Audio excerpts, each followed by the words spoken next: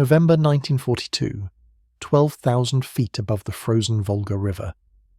Hauptmann Wilhelm Krinius adjusted his oxygen mask and smirked as he studied the ungainly silhouettes climbing laboriously toward his formation of Messerschmitt Bf 109Gs. The veteran ace of Jagdgeschwader 52, with 87 victories to his name, watched the Soviet fighters struggling for altitude through the crystal-clear winter sky. "They've sent us flying coffins," he transmitted to his wingman, unable to suppress his contempt at the sight of the new Yakovlev Yak-9 fighters approaching from below. Below them, 16 Yak-9s of the 434th Fighter Aviation Regiment lumbered upward in loose formation, their 180 horsepower Klimov M105PF engines straining in the thin, frigid air. To German pilots accustomed to the sleek Spitfires they'd faced over Britain and the sturdy American fighters in the West, these Soviet machines appeared almost primitive. Mixed wood and metal construction, fabric-covered rear fuselages, simple cockpits with minimal instrumentation, weapons that seemed inadequate compared to the cannon-armed German fighters. What Krinius didn't know, what none of the German pilots circling like wolves above the Stalingrad pocket could have imagined, was that they were witnessing the arrival of the weapon that would systematically help break the Luftwaffe's dominance over the Eastern Front. Within 18 months, these flying coffins would transform from objects of derision into instruments of destruction, their lightweight agility at low altitudes becoming the most feared advantage in Soviet skies. The transformation began that November morning when Major Pavel Golovachev, commanding the 434th Fighter Aviation Regiment, spotted the German formation positioning for attack. The veteran Soviet pilot who had survived the catastrophic early months of Operation Barbarossa understood what his men didn't yet know, that survival in the Yak-9 required embracing what the aircraft did best, rather than trying to match German fighters in climb rate or high-altitude performance. The Yak-9 represented a radical departure from Western fighter design philosophy. While the Germans and Americans had pursued all-metal construction with powerful engines optimized for performance at all altitudes, the Yakovlev Design Bureau had created something born of necessity, a lightweight fighter that used mixed wood and metal construction to compensate for Soviet aluminum shortages, powered by an adequate but not exceptional engine, designed to excel in the low-altitude battles that dominated the Eastern Front.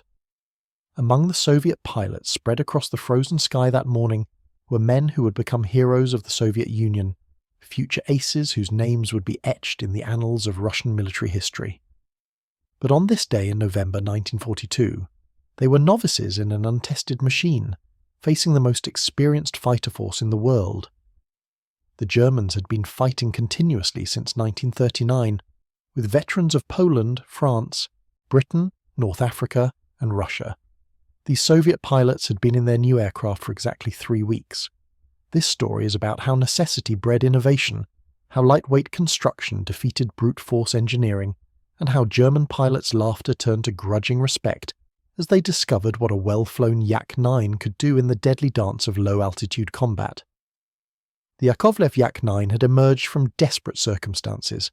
As German forces swept across the Soviet Union in the summer of 1941, Soviet aircraft factories were hastily evacuated eastward beyond the Urals. Alexander Yakovlev, the Georgian-born chief designer, received urgent directives from Stalin himself. They needed fighters that could be mass-produced quickly, using materials that weren't in short supply, that could be flown by pilots with minimal training. What Yakovlev designed wasn't elegant, but it was pragmatic. Based on the earlier Yak-7 trainer-turned-fighter, the Yak-9 prototype first flew in August 1942. At 6,107 pounds empty, it was remarkably light for a fighter of its era. The revolutionary aspect was the use of duralumin metal spars in the wings instead of wood, which had been plagued by warping and rotting in earlier models. This allowed for increased fuel capacity and stronger weapon mounts, without adding excessive weight. The mixed construction approach shocked Western observers.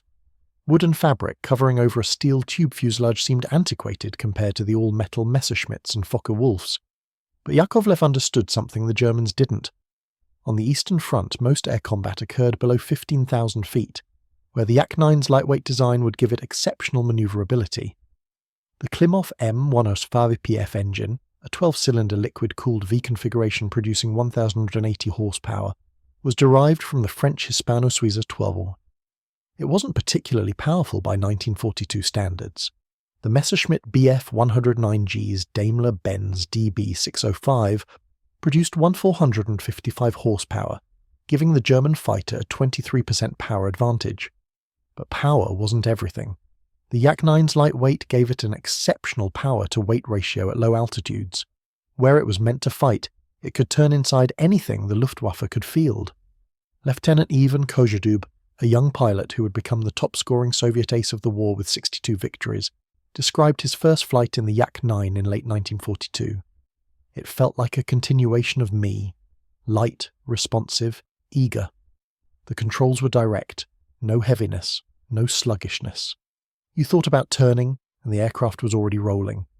At low altitude, nothing could follow us through a series of tight maneuvers. The first combat encounters in late November and December 1942 over Stalingrad confirmed every German prejudice. The Yak-9s couldn't match the Messerschmitt 109Gs in climb rate above 10,000 feet, couldn't compete with the Focke-Wulf 190s in dive speed, couldn't match their firepower with just one 20mm Schwack cannon and one 12.7mm Berezin UBS machine gun compared to the German fighter's multiple cannon. Luftwaffe pilots quickly developed tactics to exploit these weaknesses, maintaining altitude advantage, attacking from above where the Soviet fighters struggled, forcing diving attacks where speed mattered more than maneuverability.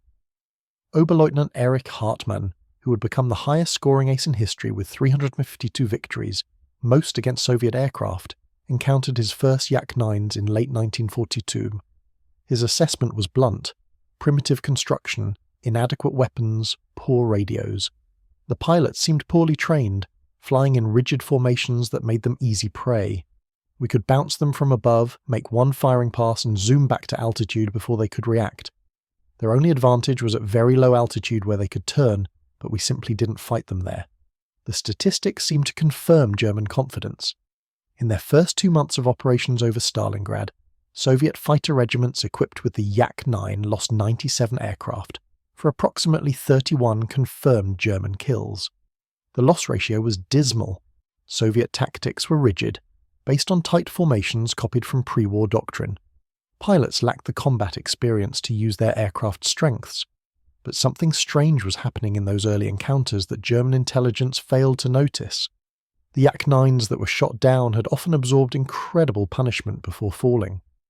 One aircraft returned from a December mission with 17 7.92mm machine gun hits and 3 20mm cannon strikes. Damage that would have destroyed a more fragile aircraft.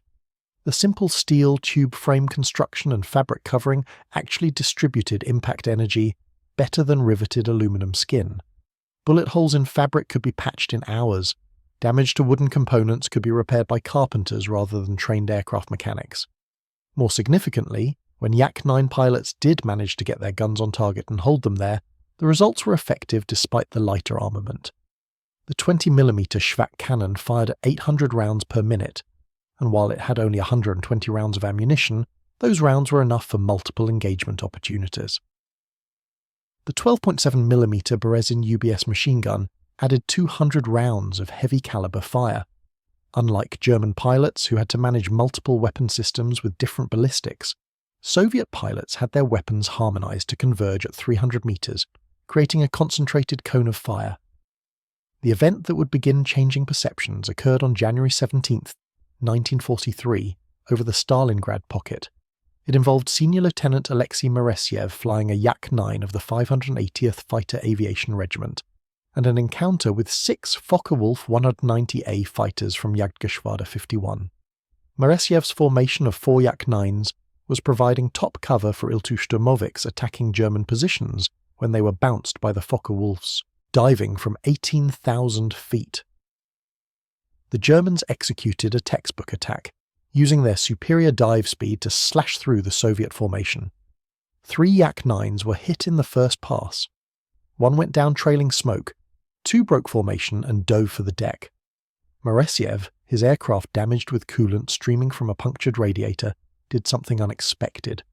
Instead of diving away, he reversed hard into the diving German fighters, accepting a head-on pass rather than exposing his tail.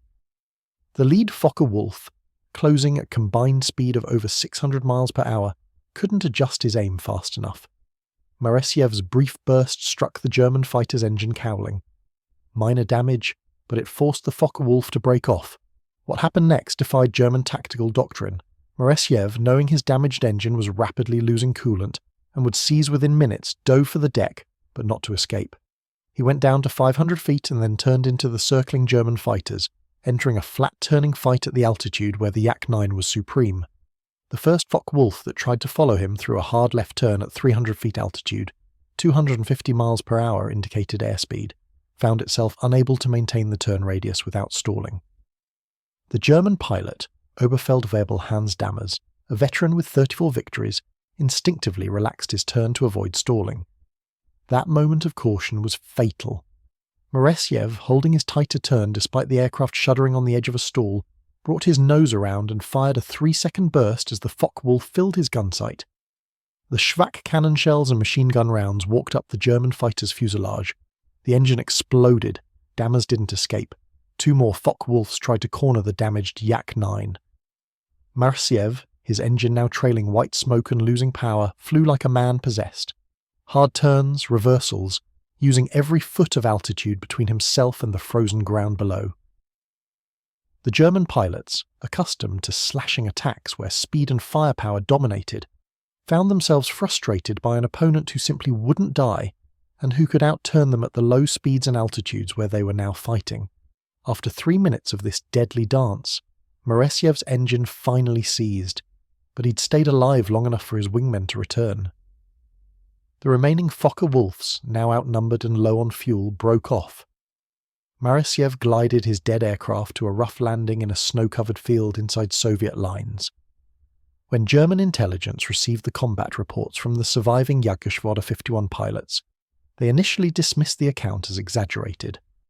No damaged Soviet fighter should have been able to outmaneuver 3 Focke-Wulf 190s and survive, but radio intercepts and tactical reports confirmed the impossible.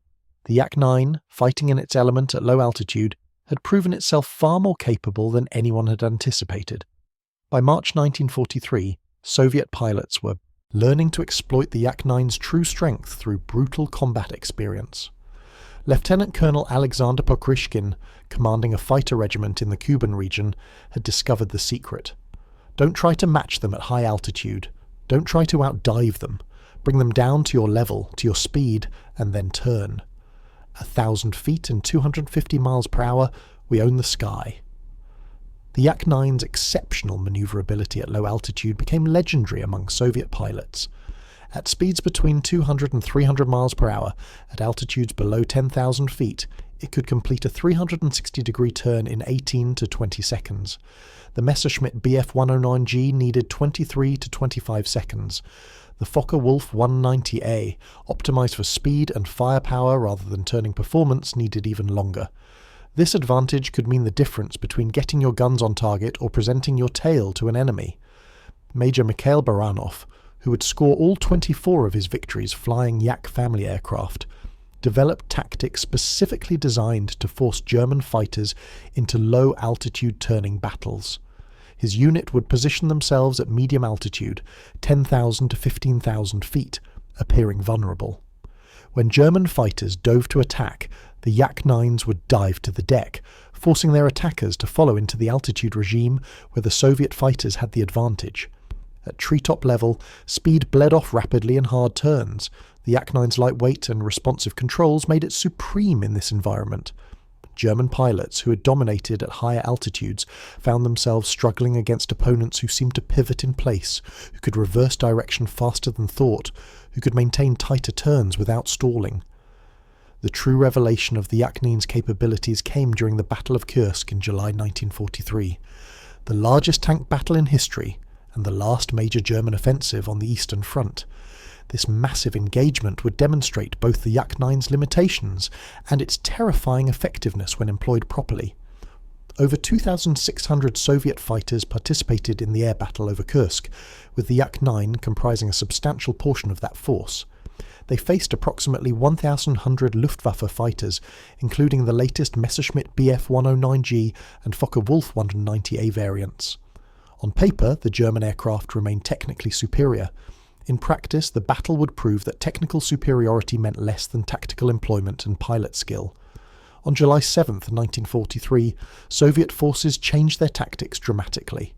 Instead of fighting in small formations that German fighters could pick apart, they massed their Yak-9s and other fighters into formations of 30 or more aircraft.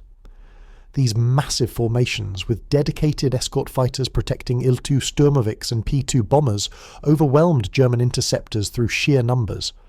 Hauptmann Johannes Wiese of Jagdgeschwader 52, who had mocked the Yak 9 months earlier, encountered one of these massed formations on July 8. His account, preserved in Luftwaffe records, reveals a dramatic shift in perspective. We engaged what we thought was a typical Soviet formation, 8 to 10 fighters. Suddenly the sky was full of them. Yak-9s, La-5s, more than we could count. We were outnumbered 3 to 1. When we tried to dive away, they followed us down. At low altitude, they had the advantage. We lost Strassel, 67 victories as Knight's Cross holder. They got Pepe too, one of our best Stuka pilots. These aren't the same aircraft we faced at Stalingrad. 8 German pilots were shot down that day over Kursk, including several experienced aces. The concentrated firepower of massed Soviet fighters, combined with their low-altitude maneuverability, created killing zones that even skilled German pilots struggled to survive. Soviet pilots had learned that while individual Yak-9s might be outmatched by the latest German fighters in certain performance parameters, concentration of force could negate those advantages. By September 1943, the Luftwaffe was discovering another reality about the Yak-9. The aircraft was being produced in variants optimized for different missions, creating a family of specialized fighters that could adapt to changing battlefield requirements. The Yak-9T, entering service in spring 1943, replaced the standard 20mm cannon with a massive 37mm Nudelman-Suronov NS-37 cannon. This weapon, firing armor-piercing shells at 240 rounds per minute, could destroy a Messerschmitt or Focke-Wulf with a single hit. The recoil was tremendous, requiring the entire aircraft to be rebalanced by moving the cockpit 40 centimeters rearward. Firing the cannon below 220 miles per hour could cause dangerous loss of control. But in the hands of skilled pilots, the Yak-9T became a devastating bomber destroyer and ground attack aircraft. First Lieutenant A.I. Vibornov, flying a Yak-9T, achieved 19 solo air victories plus 9 shared kills. His typical engagement involved positioning himself above and behind German bomber formations, then diving to attack from astern. A single 37mm shell could sever a wing, explode an engine, or break a fuselage in half. German bomber crews learned to fear the Yak-9T more than any other Soviet fighter. The Yak-9D, appearing in mid-1943, addressed the aircraft's limited range. Additional fuel tanks in the wings increased maximum range from 870 kilometers to 1,400 kilometers. This variant allowed Yak-9 units to escort Il-2s and P-2s deeper into German-held territory. The Yak-9D-ZD, an extreme long-range version, could fly 2,200 kilometers with drop tanks, enabling missions from Ukraine to Italy to support Yugoslav partisans.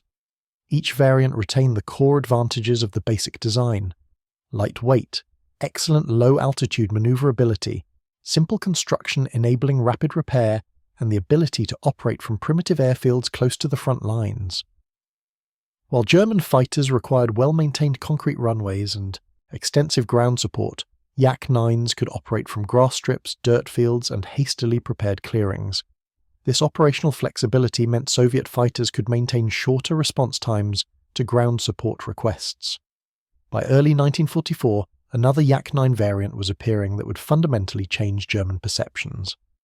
The Yak-9U, powered by the more powerful 650 horsepower Klimov VK-107A engine, combined improved performance with refined aerodynamics. The oil cooler was moved from beneath the nose to the port wing route. The supercharger intake was centered on the engine cowling. The airframe used more metal and less wood, improving structural strength. The result was a fighter that could finally compete with German aircraft across a broader performance envelope. At 6,000 meters altitude, the Yak-9U achieved speeds approaching 700 kilometers per hour, making it one of the fastest fighters on the Eastern Front. More importantly, it retained the low-altitude maneuverability that had made earlier Yaks so dangerous. The first unit to receive the Yak-9U, the 163rd Fighter Aviation Regiment, flew 398 sorties between October and December 1944, claiming 27 Focke-Wulf 190As and 1 Messerschmitt Bf 109G for the loss of only 2 aircraft in dogfights. The kill ratio had reversed dramatically from the early encounters in 1942. German combat reports from this period contain a revealing instruction that appeared in multiple Luftwaffe units. Avoid engaging Yaks without antenna mast. The Yak-9U used an internal antenna rather than the external mast wire of earlier variants, making it identifiable to experienced pilots. German commanders were explicitly telling their pilots to avoid combat with these improved Soviet fighters. This was an extraordinary admission. The same Luftwaffe that had dominated the skies over Europe was now instructing its pilots to avoid combat with aircraft they had mocked as primitive less than 2 years earlier. The psychological impact on German pilots was profound.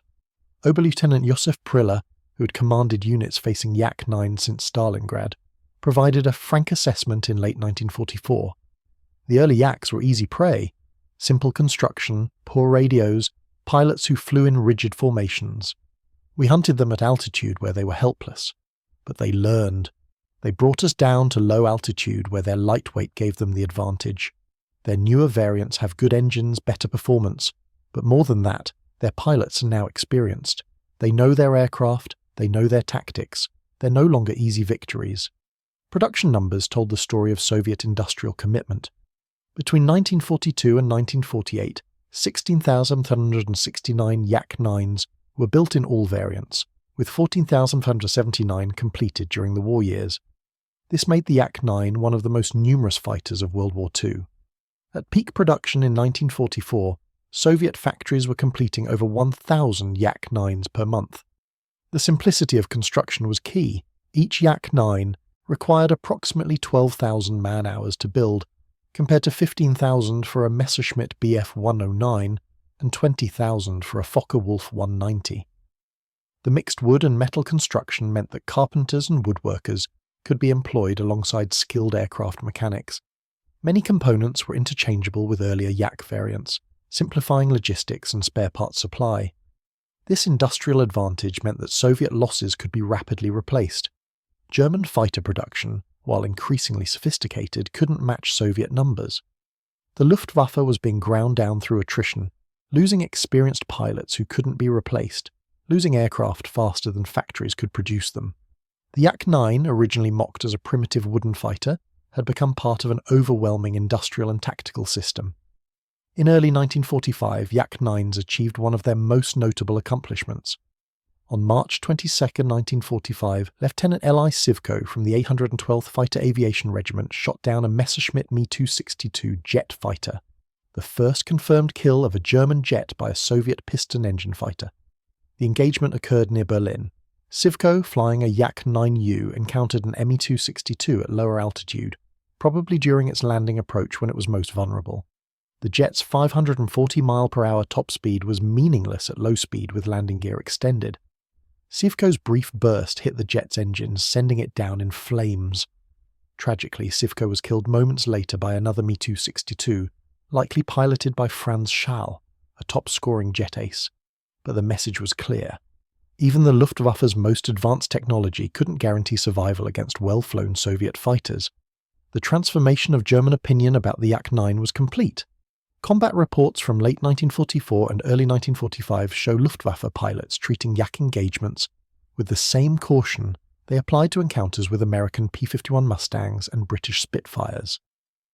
The wooden fighter they had mocked in 1942 had proven that performance parameters on paper meant less than tactical employment, pilot skill, and operational flexibility.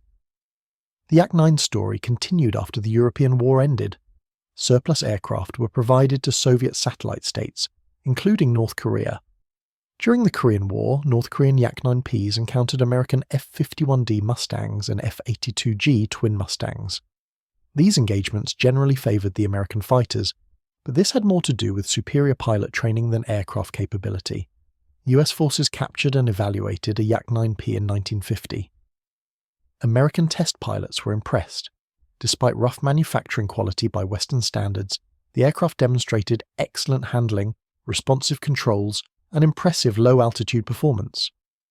The test report concluded that in the hands of a skilled pilot, the Yak-9 was a formidable opponent that should not be underestimated. Perhaps the ultimate vindication of the Yak-9's design came from an unexpected source: the French. Normandy Niemen Regiment, Free French pilots who flew with Soviet forces on the Eastern Front, transitioned from Yak-1s to Yak-9s and eventually to Yak-3s. These pilots, who had experience with Western aircraft, chose to keep their Yakovlev fighters after the war, flying them back to France rather than accepting offered American or British fighters. When asked why, the French pilots cited the Yak's exceptional handling qualities, ease of maintenance, and effectiveness in combat. These were pilots who understood aerial combat from both Western and Eastern perspectives, and they preferred the aircraft that German aces had initially mocked. The statistics of Yak-9 operations reveal an aircraft that exceeded all expectations. Of 2,550 Yak-9s manufactured by the end of 1943, only 383 were lost in combat, a loss rate far lower than Soviet averages. Fighter units equipped with Yak-9s consistently reported better kill-to-loss ratios than units flying other Soviet fighter types. The aircraft served in every major Soviet offensive from Stalingrad through the final assault on Berlin. The Yak-9's design represented a philosophy fundamentally different from Western approaches to fighter aircraft. While American and German engineers pursued performance through powerful engines, sophisticated systems, and all-metal construction, Yakovlev's team created an aircraft optimized for the specific conditions of the Eastern Front. Low-altitude combat where maneuverability mattered more than top speed. Primitive airfields where rugged construction was essential. Rapid production where simplicity enabled high output. Ease of repair where wood and fabric could be patched in field conditions. This pragmatic approach, born of necessity, created an aircraft perfectly suited to its environment. At low altitude, in the hands of a skilled pilot, the Yak-9 could defeat any fighter Germany produced. Its lightweight and responsive controls made it supreme in turning battles. Its simple construction meant it could be built in numbers that overwhelmed German industrial capacity. Its operational flexibility allowed it to be deployed closer to the front lines than German fighters. German aces who survived the war spoke of the Yak-9 with respect. Erich Hartmann, despite scoring 345 victories against Soviet aircraft, acknowledged that the later Yak variants flown by experienced pilots were dangerous opponents that demanded caution and tactical discipline. Gerhard Berghorn, second highest scoring ace with 301 victories, described encounters with massed Yak-9 formations in 1944 as requiring extreme alertness and perfect execution of tactics. Günter Rall, third highest scoring ace with 275 victories, noted that fighting Yak-9s at low altitude was suicide for pilots who didn't understand the limitations of their own aircraft. The Yak-9 remained in production until 1948, with post-war variants serving with air forces around the world. The design spawned a family of variants that demonstrated the fundamental soundness of Yakovlev's approach. From the basic fighter to the long-range escort, from the heavy cannon-armed ground attack variant to high-altitude interceptors, the Yak-9 family proved adaptable to diverse mission requirements.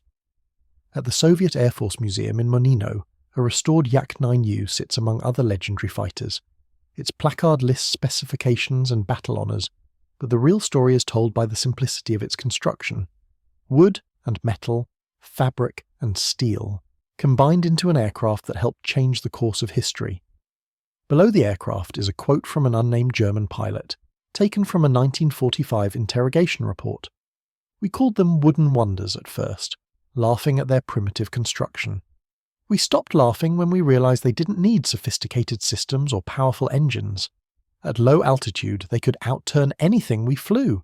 Their pilots learned to exploit that advantage. By 1944, engaging a formation of Yak-9s at low altitude was considered extremely dangerous. They weren't primitive. They were perfectly adapted to their battlefield. The Yakovlev Yak-9 entered combat as an object of German derision and ended the war as a respected adversary.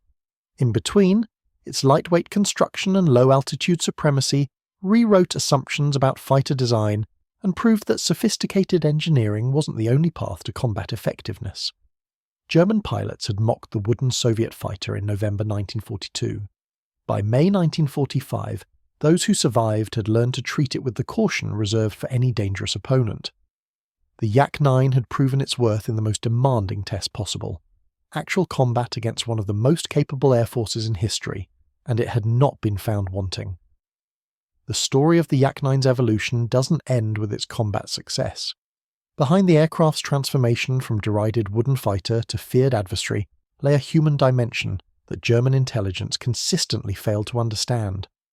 The pilots who flew these machines, the factory workers who built them, and the tactical innovations that maximized their effectiveness represented a complete system of warfare that the Luftwaffe could not counter.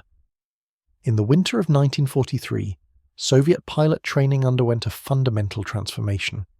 The rigid formations and inflexible tactics that had led to catastrophic losses in 1941 and early 1942 were abandoned in favor of a more flexible approach based on actual combat experience. Lieutenant General Georgy Zakharov, commanding the Air Force of the Stalingrad Front, established new training protocols based on reports from frontline units flying the Yak-9.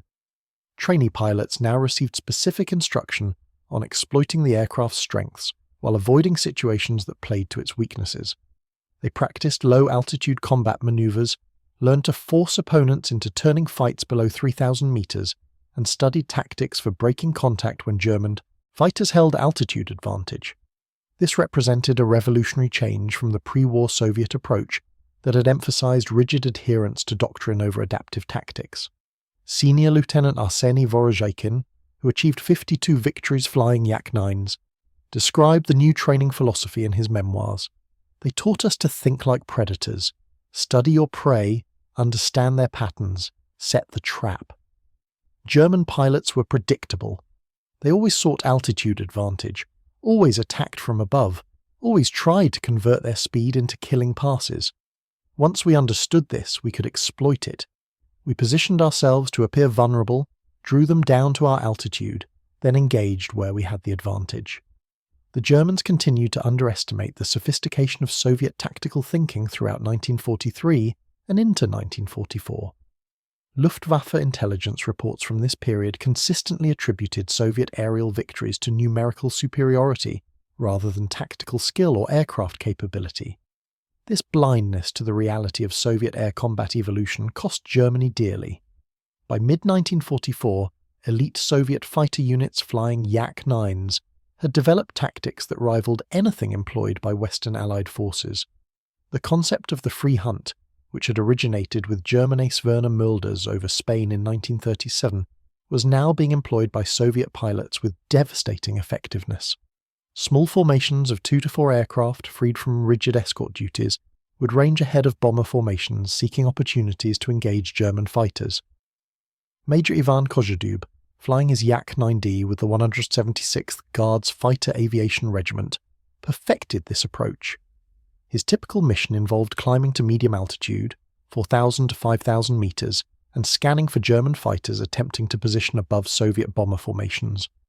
When he identified targets, he would dive to attack, using his aircraft's excellent acceleration in the dive to build speed, then convert that speed to altitude in a zoom climb after making his firing pass. On July 19, 1944, Kozhedub demonstrated the maturity of Soviet tactics in an engagement that became legendary in Soviet aviation history. Leading a pair of Yak-9Ds providing top cover for Il-2 near Lvov, he spotted a formation of 6 Focke-Wulf 190A-8s, positioning for an attack on the Soviet ground attack aircraft. Rather than diving immediately to engage, Kozhedub positioned his flight to attack from out of the sun, using the German tactic of surprise against its originators. His firing pass destroyed the lead Focke-Wulf. The remaining German fighters, caught completely by surprise, broke formation in confusion. Kozhedub's wingman accounted for a second German fighter. The remaining Focke-Wulfs, rather than attempting to fight, dove away at full throttle. 4 experienced German pilots had fled from 2 Yak-9s. This represented a complete reversal of the dynamic that had existed in 1942 when Soviet fighters scattered at the mere appearance of German aircraft. The psychological transformation of Soviet pilots paralleled the technical evolution of their aircraft. In 1942, many Soviet fighter pilots approached combat with German aces with a sense of inevitable doom. German pilots like Erich Hartmann had achieved such legendary status that mere rumours of their presence could demoralise entire Soviet units. By 1944, this psychological advantage had evaporated. Soviet pilots flying improved Yak variants with proper training now engaged German formations with confidence. Guard Captain Nikolai Gulayev, who achieved 57 solo victories flying Yak-9s, explained this transformation. In the early days, we thought German pilots were supermen. Their aircraft seemed invincible, their tactics incomprehensible. But as we gained experience, we realized they were just men, flying machines with weaknesses like ours. Once we understood that a Messerschmitt had to slow down to turn, that a Fokker-Wulf bled energy in sustained climbs, we stopped being afraid. We started being hunters. The production story of the Yak-9 revealed the extraordinary mobilization of Soviet industrial capacity. The primary manufacturing facilities were Plant No. 153 in Novosibirsk and Plant No. 166 in Omsk, both located deep in the Soviet interior beyond the reach of German bombers. These factories operated 24 hours a day, with workers putting in 12-hour shifts 6 days a week, under conditions that would have violated every labour law in peacetime. The workforce included a high percentage of women and teenagers, with men of fighting age primarily at the front. Elderly craftsmen who had worked wood all their lives found themselves teaching teenage girls how to form wing ribs and fuselage frames. Skilled metal workers trained housewives in riveting techniques.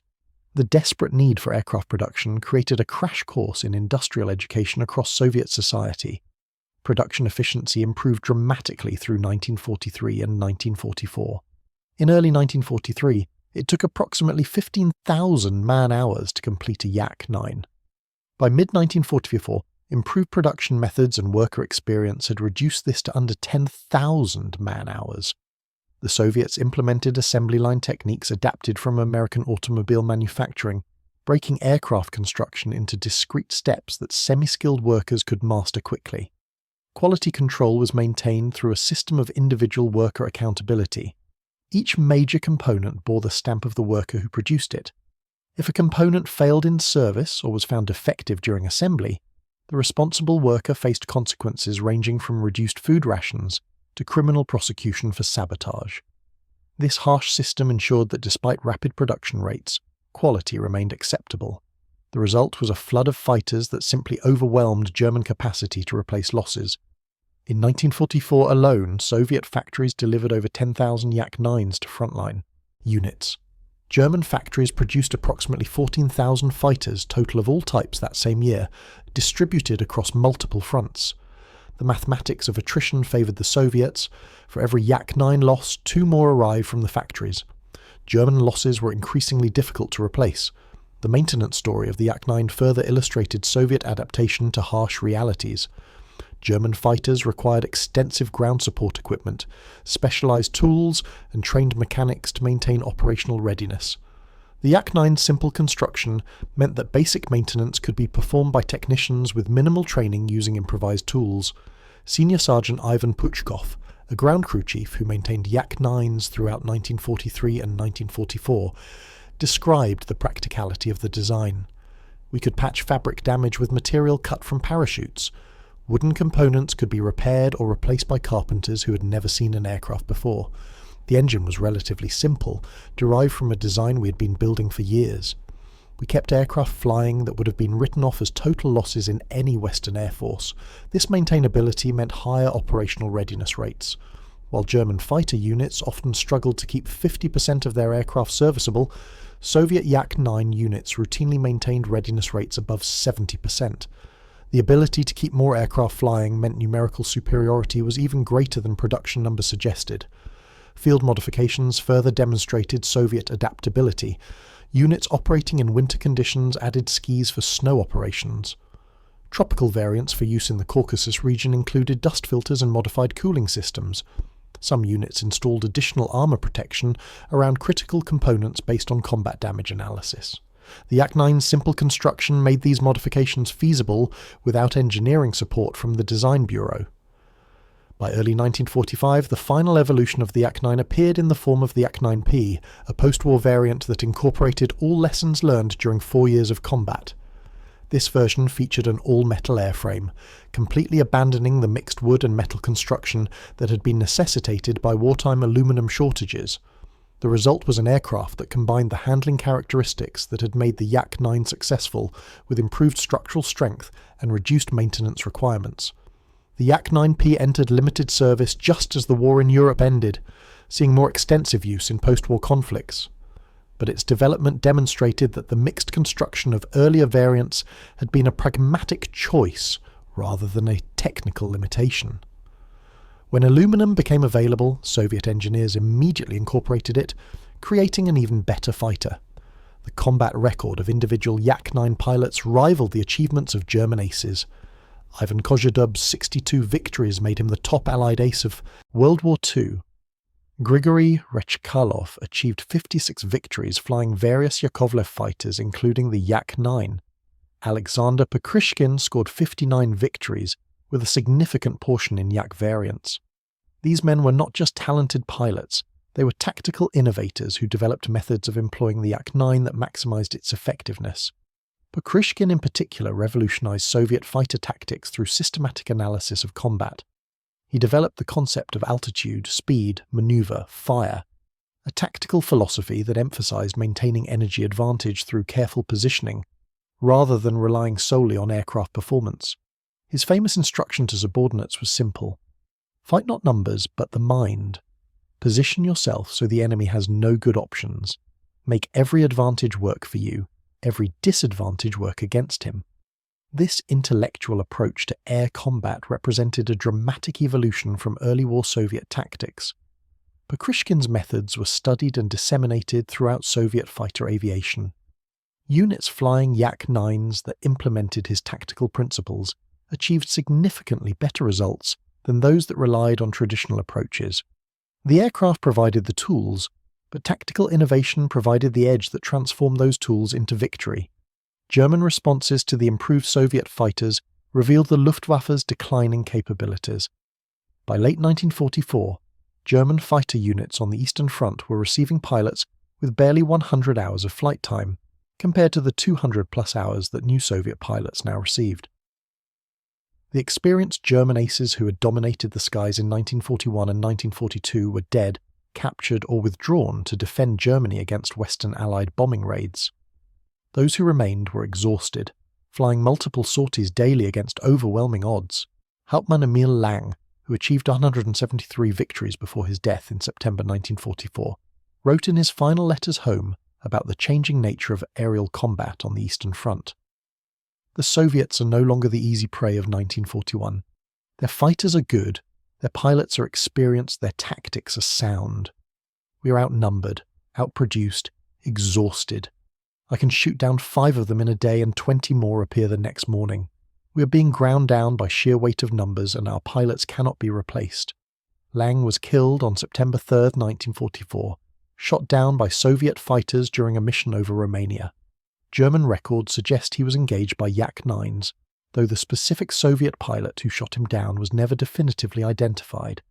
His death illustrated the changed dynamics. Even highly skilled German aces were no longer immune to Soviet fighters. The ground attack variants of the Yak-9 proved equally important to the type's overall impact. The Yak-9T with its 37mm cannon and the Yak-9K armed with a massive 45mm NS-45 cannon became specialized tank busters. While not as heavily armored as the Il-2 these fighters could attack German armor from angles that the slow, heavily armored ground attack aircraft couldn't reach. The 45mm NS-45 cannon of the Yak-9K could penetrate 50mm of armor at 500 meters range. This was sufficient to destroy any German tank from the top or sides.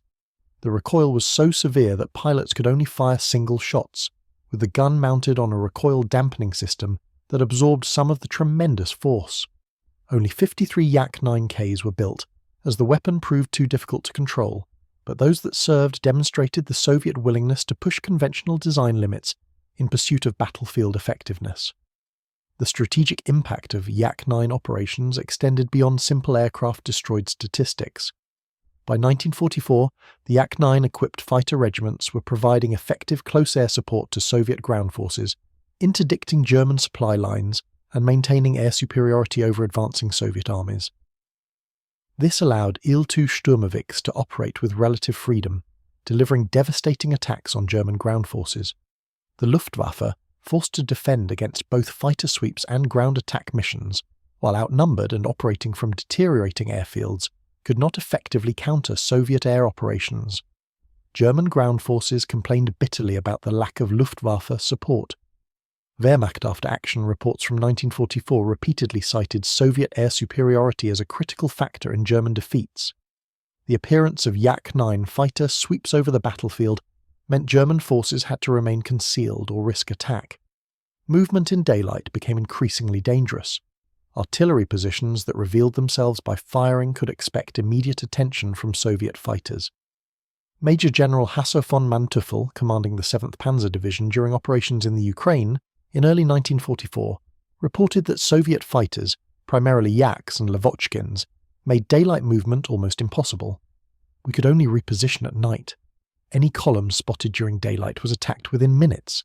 The psychological effect on the troops was severe.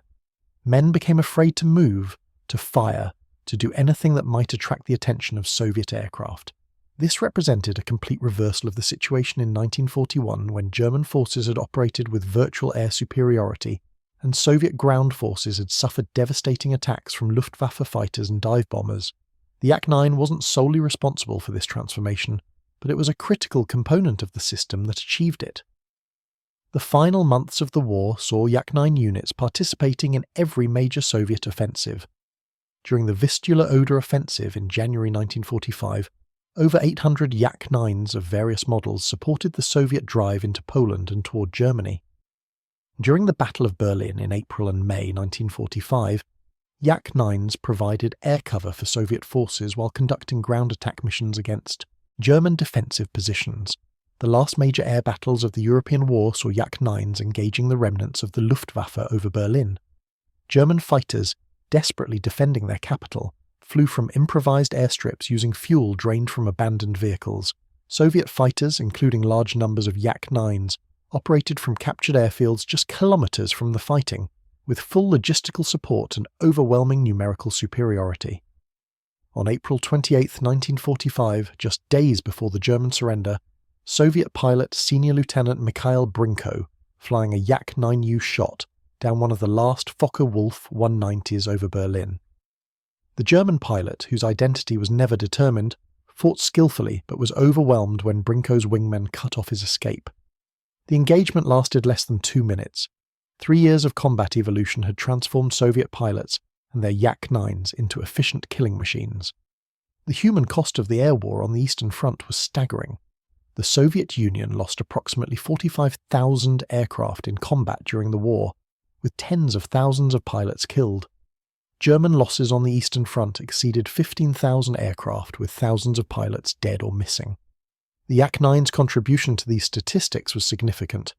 Soviet records credit Yak-9 pilots with thousands of aerial victories, though exact numbers are difficult to verify due to inconsistent record-keeping and the chaos of wartime conditions. What is beyond dispute is that the Yak-9 transformed from a laughingstock to a war winner in less than 3 years. This transformation required evolution in aircraft design, pilot training, tactical employment, and industrial production. The Germans, who had initially mocked the primitive wooden fighter, found themselves on the defensive against an opponent who had learned, adapted, and overcome. At war's end, Soviet factories stopped Yak-9 production temporarily before resuming for post-war variants. The design had proven so successful that it remained in frontline service with Soviet and satellite air forces into the early 1950s. When more modern jet fighters became available, Yak-9s were relegated to training duties and ground attack roles, finally being retired in the mid-1950s. Several Yak-9s survive today in museums around the world. The aircraft at the Soviet Air Force Museum in Monino has been restored to flying condition and occasionally appears at air shows, demonstrating the handling characteristics that made it successful. Modern pilots who have flown restored Yak-9s consistently praise its light, responsive controls and excellent visibility from the cockpit. The legacy of the Yak-9 extends beyond its combat record. It demonstrated that sophisticated engineering and expensive materials were not prerequisites for combat effectiveness. the pragmatic Soviet approach of designing aircraft specifically for the conditions they would face, using available materials and emphasizing characteristics relevant to actual combat, proved more effective than pursuing theoretical performance parameters. This lesson was not lost on post-war aircraft designers. The recognition that specialization and optimization for specific mission profiles could be more valuable than attempting to create universally superior fighters influenced jet fighter development in the 1950s and beyond. The Yak-9's success validated the concept of the austere, mission-focused fighter design. For the German pilots who survived the war and encountered Yak-9s in combat, the aircraft remained a symbol of their ultimate defeat. Not because it was technically superior to German fighters in all respects, but because it represented a complete system of warfare that Germany could not counter. Soviet industrial capacity, improving pilot quality, sound tactical employment, and an aircraft design perfectly suited to the Eastern Front battlefield combined into an overwhelming advantage. Johannes Steinhoff, a Luftwaffe ace who survived 993 combat missions and scored 176 victories, reflected on the Eastern Front air war in his post-war memoirs. We made the mistake of judging Soviet aircraft by Western standards. We saw wooden construction and assumed inferiority. We saw simple systems and assumed poor performance. What we failed to understand was that these aircraft were optimized for a different kind of war. At low altitude over the steppes and forests, the Yak was in its element. We were forced to fight on their terms, at their altitudes, and we discovered that our technical advantages meant little there. The Yak-9 entered combat as an object of German contempt and ended the war as a respected adversary that had contributed significantly to Soviet air superiority. In between, its lightweight wooden construction, low-altitude agility, and simple maintainability combined with improved pilot training and sound tactics to transform it into one of the most effective fighters of World War II. German pilots stopped laughing about the wooden wonder and started treating it with the caution reserved for any dangerous opponent. The transformation was complete, and the Eastern Front sky belonged to the Soviet Union,